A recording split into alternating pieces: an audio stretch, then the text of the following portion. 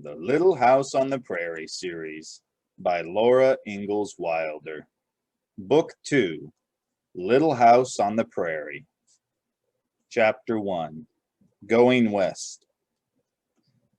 A long time ago, when all the grandfathers and grandmothers of today were little boys and little girls or very small babies, or perhaps not even born, Pa and Ma and Mary and Laura and baby Carrie left their little house in the big woods of Wisconsin.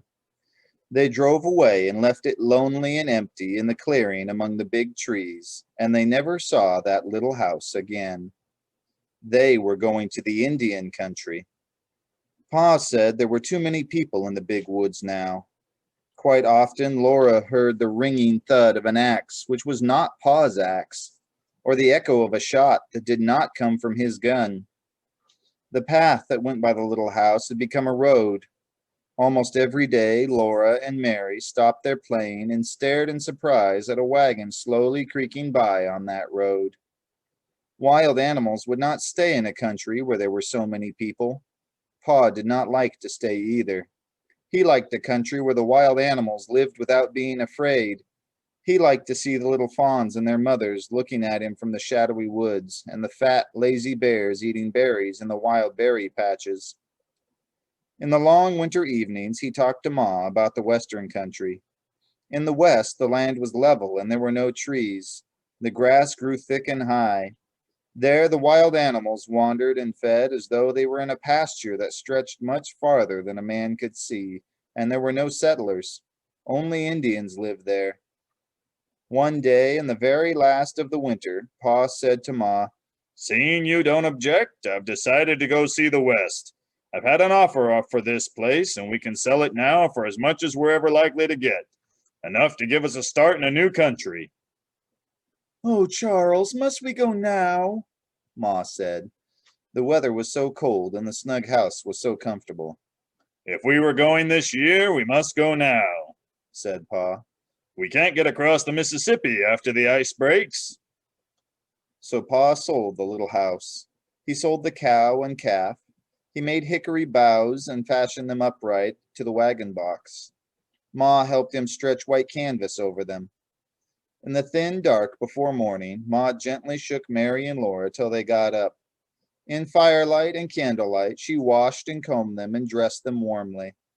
Over their long red flannel underwear, she put wool petticoats and wool dresses and long wool stockings. She put their coats on them and their rabbit skin hoods and their red yarn mittens. Everything from the little house was in the wagon except the beds and tables and chairs. They did not need to take these, because Pa could always make new ones.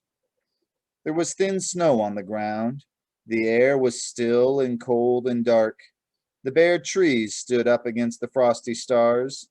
But in the east, the sky was pale, and through the gray woods came lanterns with wagons and horses, bringing Grandpa and Grandma and aunts and uncles and cousins. Mary and Laura clung tight to their rag dolls and did not say anything. The cousins stood around and looked at them. Grandma and all the aunts hugged and kissed them and hugged and kissed them again, saying goodbye.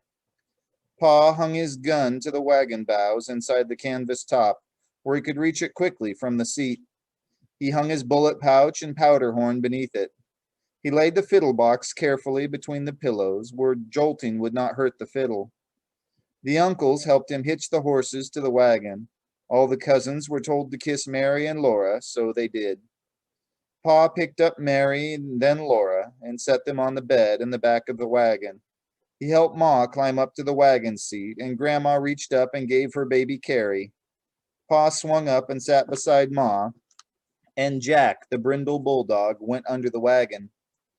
So they all went away from the little log house. The shutters were over the windows, so the little house could not see them go. It stayed there inside the log fence, behind the two big oak trees that in the summertime had made green roofs for Mary and Laura to play under. And that was the last of the little house. Pa promised that when they came to the west, Laura should see a papoose. "What is a papoose?" she asked him, and he said, "A papoose is a little brown Indian baby."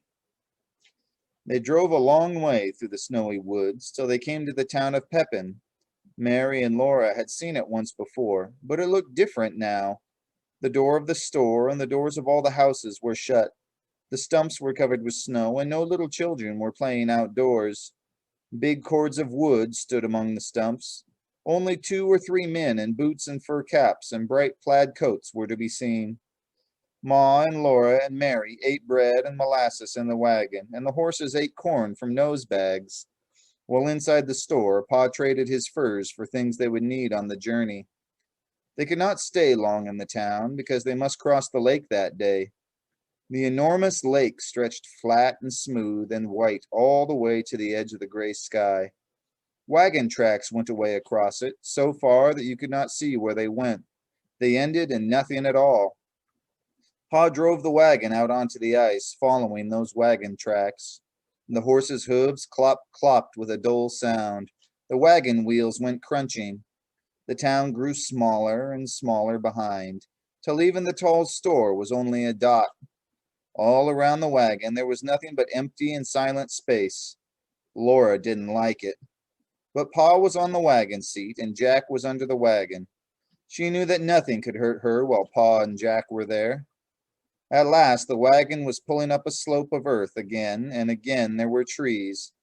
There was a little log house, too, among the trees, so Laura felt better.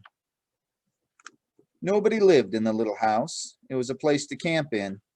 It was a tiny house and strange, with a big fireplace and rough bunks against all the walls. But it was warm when Pa had built a fire in the fireplace. That night, Mary and Laura and baby Carrie slept with Ma on a bed made on the floor before the fire, while Pa slept outside in the wagon to guard it and the horses. In the night, a strange noise wakened Laura. It sounded like a shot, but it was sharper and longer than a shot. Again and again she heard it. Mary and Carrie were asleep, but Laura couldn't sleep until Ma's voice came softly through the dark. "Go to sleep, Laura," Ma said. "It's only the ice cracking." Next morning, Pa said, It's lucky we crossed yesterday, Caroline. Wouldn't wonder if the ice broke up today. We made a late crossing, and we're lucky it didn't start breaking up while we were out in the middle of it. "I thought about that yesterday, Charles," Ma replied gently. Laura hadn't thought about it before, but now she thought what would have happened if the ice had cracked under the wagon wheels and they were all gone down in the cold water in the middle of that vast lake. "You're frightening somebody, Charles," Ma said, and Pa caught Laura up in his safe big hug. We're across the Mississippi, He said, hugging her joyously. How do you like that, little half pint of sweet cider, half drunk up? Do you like going out west where Indians live? Laura said she liked it, and she asked if they were in the Indian country now. But they were not. They were in Minnesota. It was a long, long way to Indian territory. Almost every day, the horses traveled as far as they could. Almost every night, Pa and Ma made camp in a new place. Sometimes they had to stay several days in one camp because a creek was in flood and they couldn't cross it till the water went down. They crossed too many creeks to count. They saw strange woods and hills and stranger country with no trees. They drove across rivers on long wooden bridges, and they came to one wide yellow river that had no bridge. That was the Missouri River. Pa drove onto a raft, and they all sat still in the wagon while the raft went swaying away from the safe land and slowly crossed all that rolling, muddy yellow water. After more days, they came to hills again. In a valley, the wagon stuck so fast in deep black mud. Rain poured down and thunder crashed and lightning flared. There was no place to make camp and build a fire. Everything was damp and chill and miserable in the wagon, but they had to stay in it and eat cold bits of food. Next day, Pa found a place on a hillside where they could camp. The rain had stopped, but they had to wait a week before the creek went down and the mud dried so that Pa could dig the wagon wheels out of it and go on. All day while they were waiting, one day while they were waiting, a tall, lean man came out of the woods riding a black pony. He and Pa talked a while, then they went off into the woods together, and when they came back, both of them were riding black ponies. Pa had traded the tired brown horses for those ponies. They were beautiful little horses, and Pa said they were not really ponies, they were Western Mustangs. They're strong as mules and gentle as kittens, Pa said. They had large, soft, gentle eyes and long manes and tails, and slender legs and feet much smaller and quicker than the feet of horses in the big woods. When Laura asked what their names were, Pa said that she and Mary could name them. So Mary named one Pet, and Laura named the other Patty. Then the creek's roar was not so loud, and the road was drier. Pa dug the wagon out of the mud. He hitched Pet and Patty to it, and they all went on together. They had come in the covered wagon all the long way from the big woods of Wisconsin, across Minnesota and Iowa and Missouri. All that long way Jack had trotted under the wagon. Now they set out to go across Kansas. Kansas was an endless flat land covered with tall grass blowing in the wind. Day after day they traveled in Kansas and saw nothing but the rippling grass and the enormous sky. In a perfect circle, the sky curved down to the level land, and the wagon was in the circle's exact middle. All day long, Pet and Patty went forward, trotting and walking and trotting again, but they couldn't get out of the middle of that circle. When the sun went down, the circle was still around them, and the edge of the sky was pink. Then slowly the land became black. The wind made a lonely sound in the grass. The campfire was small and lost in so much space, but large stars hung from the sky, glittering so near that Laura felt she could almost touch them. Next day, the land was the same, the sky was the same, the circle did not change. Laura and Mary were tired of them all. There was nothing new to do and nothing new to look at. The bed was made in the back of the wagon and neatly covered with a gray blanket. Laura and Mary sat on it. The canvas sides of the wagon top were rolled up and tied so the prairie wind blew in. It whipped Laura's straight brown hair and Mary's golden curls every which way, and the strong light screwed up their eyelids. Sometimes a big jackrabbit bounded in big bounds away over the blowing grass. Jack paid no attention. Poor Jack was tired too, and his paws were sore from traveling so far. The wagon kept on jolting, the canvas tops snapped in the wind. Two faint wheel tracks kept going away behind the wagon, always the same. Pa's back was hunched. The reins were loose in his hands. The wind blew his long brown beard. Ma sat straight and quiet, her hands folded in her lap. Baby Carrie slept in a nest among the soft bundles.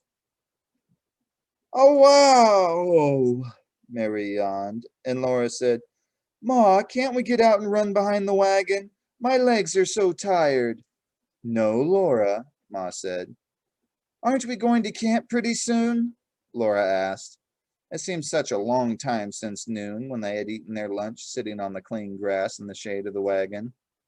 Pa answered, Not yet. It's too early to camp now. "I want to camp now. I'm so tired," Laura said. Then Ma said, "Laura." That was all, but it meant that Laura must not complain. So she did not complain any more out loud, but she was still naughty inside. She sat and thought complaints to herself. Her legs ached, and the wind wouldn't stop blowing her hair. The grass waved, and the wagon jolted, and nothing else happened for a long time. We're coming to a creek or a river, Pa said. Girls, can you see those trees ahead? Laura stood up and held to one of the wagon bows. Far ahead, she saw a low, dark smudge. That's trees, Pa said. You can tell by the shape of the shadows. In this country, trees mean water. That's where we'll camp tonight.